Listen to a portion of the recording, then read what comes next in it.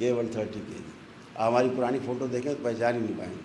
खाना नहीं खाने का और पानी नहीं पीने का भी एक नियम है।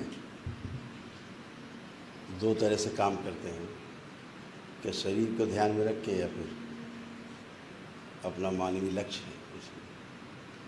तो मानवीय लक्ष्य जो है उसमें पूरा आदमी शरीर के द्वारा रहता है फोकस, शरीर पे ध्यान बहुत कम जाता है। लेकिन मेरा ऐसा निजी अनुभव है कि शरीर के साथ अपने अत्याचार नहीं करना है। शरीर के साथ बहुत समझदारी से, जिम्मेदारी से पेश आना है, क्योंकि ये तो साधन है। इसके साथ अत्याचार करके कहीं नहीं पहुंचते। तमाम परंपराएं रही हैं देश में, उसमें एक परंपरा ये भी रही कि स्वयं को प्रताड़ना दी जाए शरीर को, और सैडिज्म को जन्म मिला इससे। जो सैडिज्म है वो यही है कि खाना नहीं खाओ तो फिर पानी नहीं पियो। तो खाना नहीं खाने का और पानी नहीं पीने का भी एक नियम है। ज़बरदस्ती नहीं कि अब हम नहीं खा रहे नहीं पी रहे, उसके लिए तैयारी होती है पहले से। जैसे व्रत रखते हैं तो व्रत में पहले से तैयारी एक दिन पहले से होती है कि हम जैसे कल से व्रत रहना है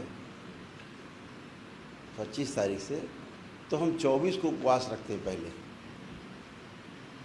व्रत हमारा 25 से है, लेकिन उपवास हम 24 तारीख से रखते हैं। सफाई, शुद्धि, एनिमा लेना, वोमिट करना, संख प्रक्षालन, जो भी कर सकते हैं वो सब करके तो फिर व्रत शुरू होता है। पहला दिन, नहीं तो पहला दिन तो चला जाता है इसी में, तो आपका एक दिन कम हो गया व्रत रहने।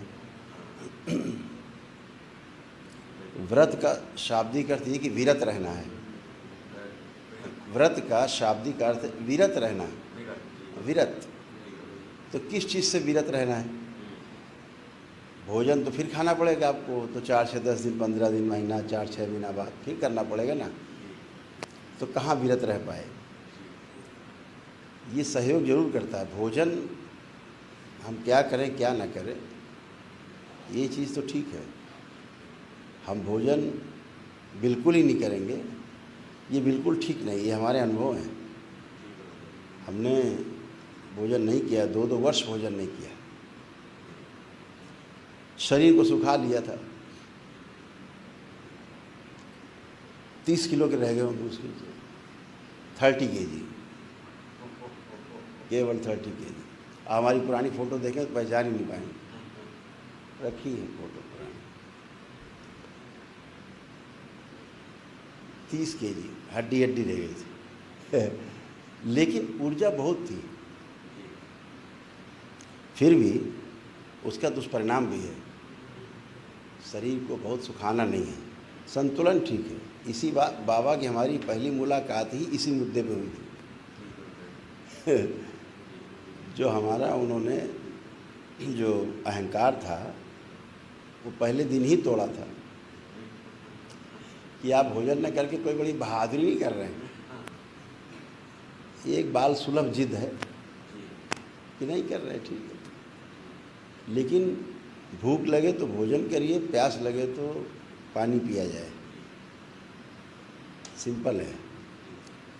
और हम उसको इग्नोर करेंगे तो शरीर उसको में जो केमिकल रिएक्शन होगा उल्टा होगा।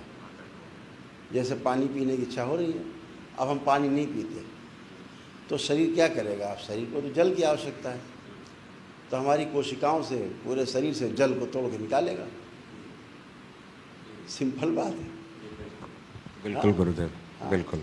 भोजन नहीं करेंगे तो कोई बात नहीं।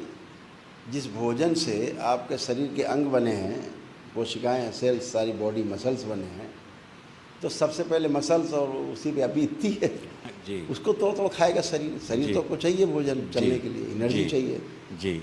इसीलिए जब भोजन आदमी नहीं करता ज़्यादा तो सूख जाता है। इसीलिए सूखता है, हाँ, क्योंकि कि शरीर खा जाता है शरीर को। जी। जी बिल्कुल। उसके पास भोजन, शरीर का भोजन 4-6 महीने का, 8 महीने का भोजन रहता है, उसके जिसकी बाद जैसी कैपेसिटी है, जी जिसकी जी जैसी भूख है, जी गुरुदेव। उस मात्रा में शरीर में स्वयं भोजन, ये भोजन ही है सारा। जी गुरुदेव। ये सारा भोजन ही बना है, हमने जो जितना कचरा खाया है उसका ये परिणाम है। जी 200 टन गेहूँ। शरीर, हाँ, जी इसमें गेहूँ, दाल, चावल, सब पिज्ज़ा, बर्गर, चाट, पकौड़ी, सब मिश्रित है, उससे जी बना है ये। जी बिल्कुल गुरुदेव। तो अगर उस व्रत का सीधा सीधा मतलब है कि भाई हम चीज़ों से विरत रहना। तो किस चीज़ से विरत रहना है? अहंकार से विरत रहना है, मोह से विरत रहना है। प्रैक्टिस करनी है ना उसमें। बिल्कुल गुरुदेव। भोजन कम करके, संतुलित भोजन खा करके हमको उसमें सहयोग मिल रहा है। जी क्यों? भोजन ज़्यादा करते तो सुस्ती आएगी। जी हाँ अब निद्रा से विरत रहना है, लेकिन अब नींद आ रही है, जी तो आप लड़ते रहो उससे। जी तो विरत रहना का अर्थ इतना ही है कि हम संतुलन में जिए, संतुलन में ही जिए, जीवन के स्तर पे भी और शरीर के स्तर पे भी। ये विरत है। जी जी। झगड़ा नहीं करना है अंदर। You don't have to fight with your body.